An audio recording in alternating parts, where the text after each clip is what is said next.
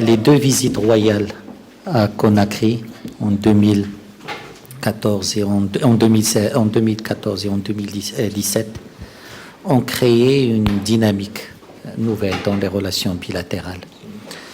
Les 6 visites de son Excellence professeur Alpha Condé au Maroc ont permis également d'insuffler une impulsion forte à nos relations bilatérales.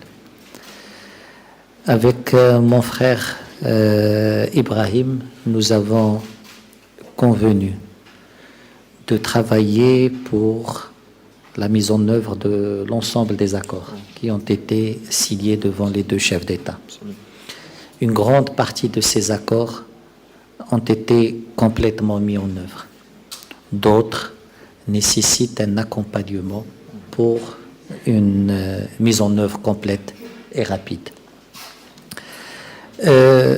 C'était également l'occasion de remercier la Guinée, le professeur Alpha Condé, pour le soutien permanent et actif de la Guinée à la marocanité du Sahara. Une solidarité constatée dans les instances régionales, internationales. C'était également l'occasion de réitérer toute l'appréciation des autorités marocaines à l'action menée par la Guinée et par son président pour le retour du Maroc à l'Union africaine et qui a été menée grâce à l'implication forte du président Alpha Condé. Nous avons également discuté d'un élément important de nos relations bilatérales qui est la formation. Et aujourd'hui, il y a plus de 5000 étudiants guinéens qui ont été formés au Maroc. Et aujourd'hui, le nombre de bourses de formation a été augmenté à 270 bourses annuelles, y compris celles qui concernent la formation dans les provinces du sud du royaume dans le cadre de l'ouverture du consulat de Guinée à Dakhla.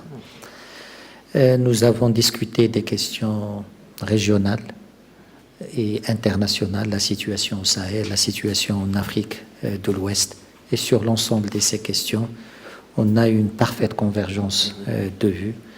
Et ça montre également que la coordination sur beaucoup de questions est très fluide entre les deux pays, entre les deux diplomaties.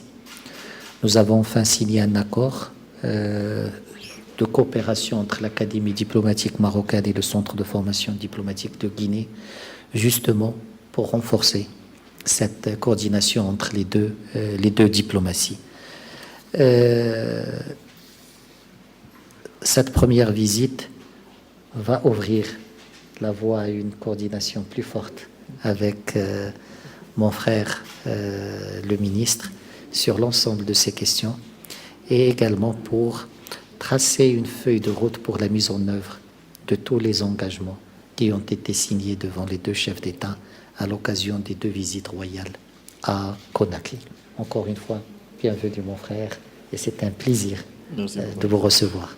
Nous savons, nous Guinéens, que le Maroc a toujours été là pour nous quand les choses n'étaient pas toujours très simples. Et je tiens, au nom du gouvernement guinéen et de son président, professeur Alpha Condé, à remercier le Royaume du Maroc et Sa Majesté le Roi pour tout l'appui qui nous a été apporté, surtout lors de notre épidémie dévastatrice d'Ebola. Nous nous souvenons que le Maroc a été l'un des rares pays qui avait gardé ses frontières et ses lignes aériennes ouvertes qui ont permis l'acheminement du matériel humanitaire en Guinée.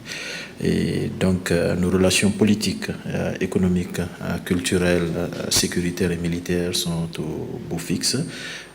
Nous avons la plus forte communauté d'étudiants guinéens à l'étranger vivant au Maroc.